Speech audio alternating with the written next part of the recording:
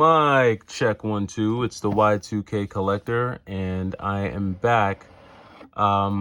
This time going through my Game Boy Advance collection, but I figured while I go through some of these Game Boy Advance games, I kind of catch you up on where I'm at with the collecting, as well as let you know what you can expect from me when I put out tomorrow's video, because I am going to have one of my more formal videos, which I'll be dropping tomorrow. And by the way, for those of you who don't know, you can find me on Instagram. My Instagram handle is y2kcollector.yt. That's on Instagram. You can find me there. I just find it a little bit easier to communicate with subscribers of the channel.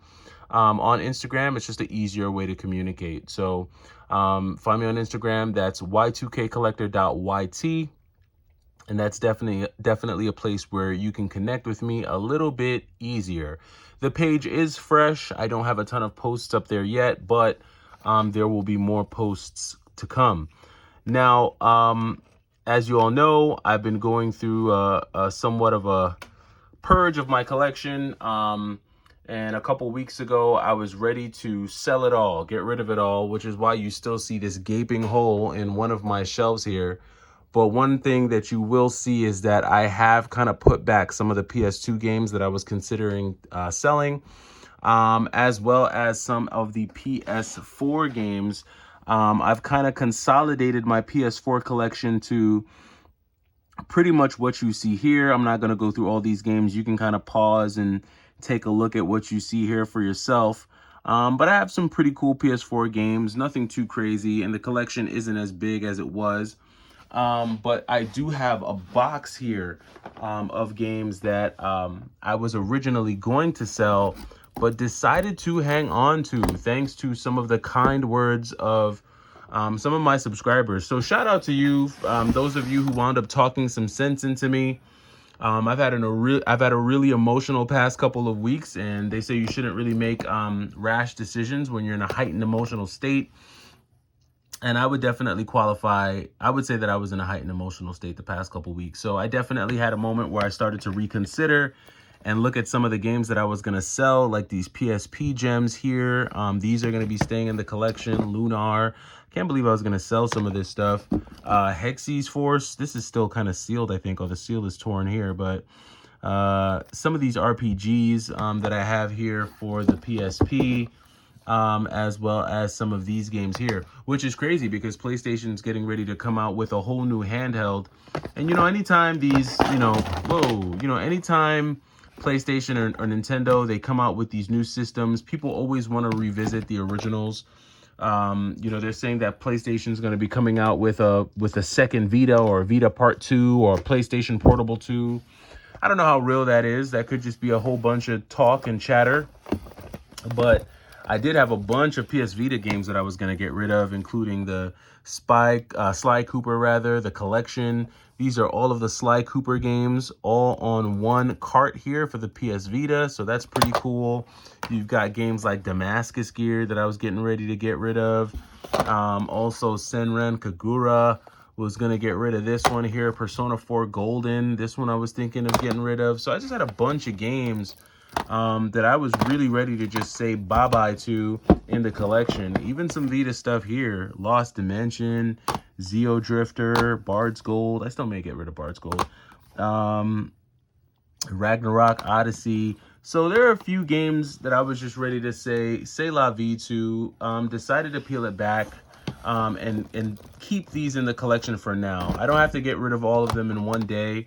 I can get rid of them little by little, but I even have a whole bunch of PS4 stuff that I was going to get rid of, like Neptunia and Senran Kagura, Ninja Wars, Crisis Wing, right? Pocky and Rocky, Sword of the Vagrant, Darius Burst. So I was going to get rid of a bunch of stuff here and just decided to hold off for now because I just, I said I'm still going to be doing a video game deal. I am going to be selling a bunch of Switch games next week, so I'll take you along for that. But as for right now, I'm going to be keeping some of the other stuff. Now, when it comes to the Game Boy Advance stuff, that stuff's a little harder because, obviously, Game Boy Advance games are they're a little different for me. I kind of view the Game Boy Advance as like a mini Super Nintendo, because a lot of these games pack as much content, sometimes even more content than you would find on some of the SNES carts. It's just in a handheld format. And even when it comes to the handhelds, I've been a little bit shaky on whether or not I want to get rid of or keep my handheld systems. Even something like this Sega Nomad, which I guess really technically isn't a handheld. This is kind of like the first Switch in a way, because yes, this is a handheld, but it still has the ports where you can connect it to a TV and it plays on a TV screen pretty much identical to how you would play a Sega Genesis. But even something like my Sega Nomad, I was considering getting rid of, but it's going to stay there for now. But just been going through my collection and just thinking about, what I want to get rid of, and then also what I want to acquire, because there are some games out there that I still deep down inside wanted to add to the collection. I just haven't been in a collecting mode right now. And that kind of leads me to a little bit of what I want to talk about right now when it comes to collecting, buying, and even some of the content that we create around it. Because I think what you're starting to see is, I think there's starting to be a huge drop off in collecting content. And it's not just when it comes to like video games. What's this? Wow, Shaman King was $4.99. It's not just when it comes to like video game collecting, but as you know, I'm into a few different collecting hobbies. I like sneakers. I do like firearms. And someone asked me on one of my videos the other day, what's my favorite firearm? For me, that's going to be the CZ75B. I think that's a very classic pistol. So that's one of my favorites. Also, the Snub Nose Smith & Wesson 911 Pro Series. I think that's a pretty cool one. The 45 caliber, that one's pretty tight. But anyway, back to the video games. So I think there's a little bit of a drop off. And if you want to pause this video right now and go to maybe your favorite sneaker YouTuber, or even maybe your favorite, video game YouTuber, for a lot of them, the viewership is dropping, the content is dropping, and I don't think it's necessarily a reflection of people's lack of interest in gaming, but I think there's a combo of reasons as to why. And I think for a lot of people, real life is starting to hit, which leads me to another comment that I wanted to respond to, because I often talk about how money was free flowing a few years ago and how it's kind of drying up now. And one of I can't remember the name right now, but someone who comments on a lot of my videos, they disagree. They're like, well, they feel like, there's more money now than ever. They feel like people are doing better than ever. And I think that's what like the news would try and tell you, but I don't think that's the truth. I mean, if you think about it, over the past couple of years, like a lot of bills have kicked back in. Like people are starting to pay rent, having to pay rent again. People are having to pay student loans again. Inflation has been crazy. Like as we were coming out of the pandemic, inflation was just through the roof. And then when you think about like the jobs that a lot of people are getting, these aren't $100,000 jobs that are being added to the economy. These are like jobs that are like minimum wage jobs, right? So if you lost your job that was paying you a good amount and now you've got a job at like Starbucks or Walmart, you're just, the income isn't going to be there for you to be buying, Double Dragon for $70 or Klonoa 2 for $100 or whatever it goes for now, right? Like some of these games, it's just not really feasible. Or even like a Dragon Ball, right? This game, I know at one point this game was like $120. It's probably like 60 now or something with the way game prices have dropped. But my point is that, while yes, jobs have been added, and yes, it seems like the economy is doing better, I just don't think so. I think the reality is that more and more people are having to prioritize. I think more and more people are in debt more than ever before. They're saying the national debt rate is through the roof. And so people are just having to figure out what matters to them. And I feel like I'm missing a Game Boy Advance game. I feel like I'm missing, oh no, I have it here. I was looking for this one. Aria of Sorrow, one of my favorite Game Boy Advance games right here, for sure. But back to what I was saying. So I just feel like there's a little bit of a fatigue when it comes to just collecting and buying. And I think a lot of people have to prioritize. I mentioned it before that limited run games, there was a point where almost every limited run game was selling out, and limited run games don't sell out anymore. Strictly limited games don't sell out anymore. A lot of the special editions don't sell out anymore. Things are just sitting. And again, it's not just with video games. I mean, even sneakers. I posted a short the other day because I was able to pick up a pair of the Jordan 4 Reimagined, the Breads, which is a highly coveted shoe. But outside of that shoe, almost every other major sneaker release that would have sold quickly a year or two ago is sitting. And again, I just think it's a reflection of where people are at, and just the reality that some people are facing. So what does it mean for me, and what does it mean for other folks who are collecting? Well, if you're in a collecting state, this is great because it means that you can get things easier, you can get things cheaper, and it's just more accessible. The hobby is just more accessible. It's easier for you. But when I think about some of the stuff that everyone was telling me not to sell, like for instance, my Sega CD and Sega Saturn stuff, I got a lot of comments. Don't sell that stuff. You're going to regret it. I guarantee you.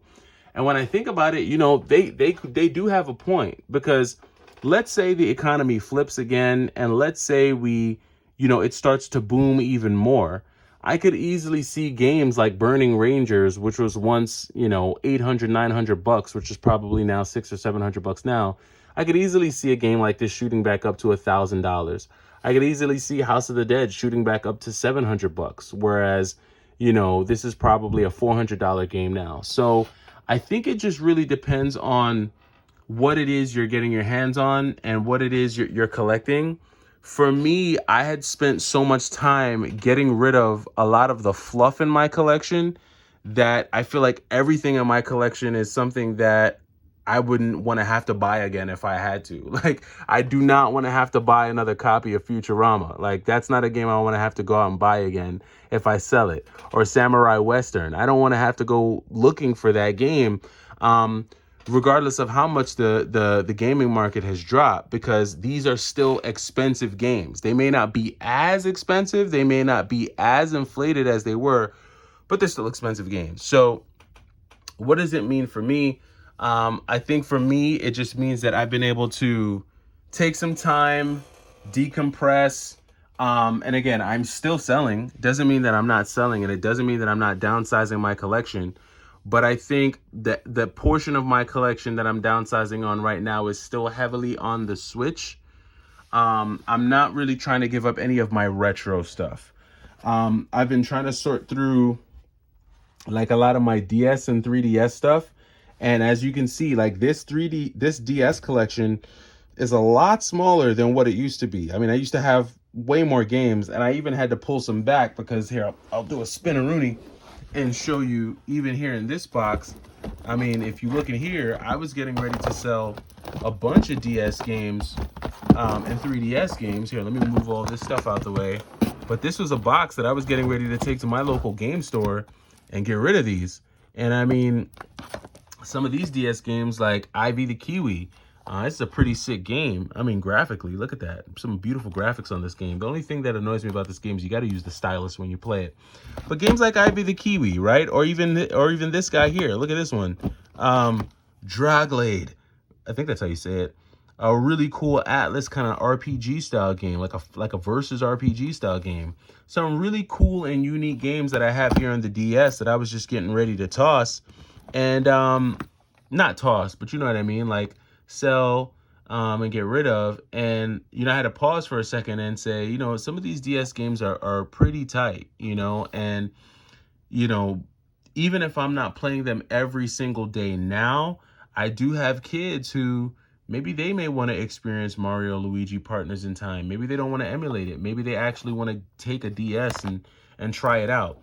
And maybe my mind will change, but I don't need to go about selling it all right now. I think I can take the time to appreciate what I've got and kind of just see where everything lands in a couple weeks or in a couple months. But for now, I do have about a $3,000 deal that I'm hoping to be able to do over the weekend. And like I said, I'll take you along for that so you can see what $3,000 in Switch games looks like in terms of a trade, and you know how I negotiate and things like that. I think I'm going to try to capture more of the negotiation piece because I think that's something that those who follow the channel would appreciate. But it has been a crazy Saturday. Normally on Saturdays, that's when I, you know, kind of get around to filming my long form videos. But today was just a day filled with so much work that I didn't get a chance to do so. But I did want to tap in with the Y2K crew, let you guys know what I'm working on and what's coming down the pipe and where I'm at in terms of the collection and collecting.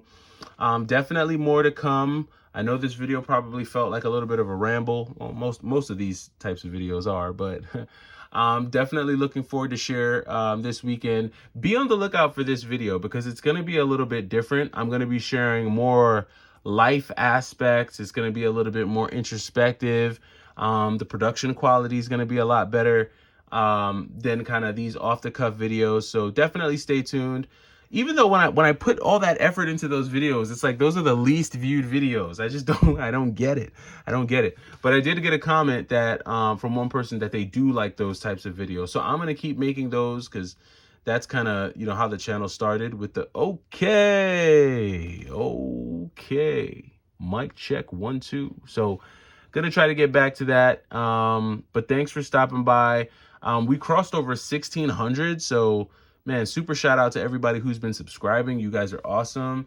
And just stay tuned for tomorrow. We'll definitely have a nicely packaged video for you all. But until then, enjoy your Saturday night. Spend some time with the family, and I will catch you in the next video. Peace.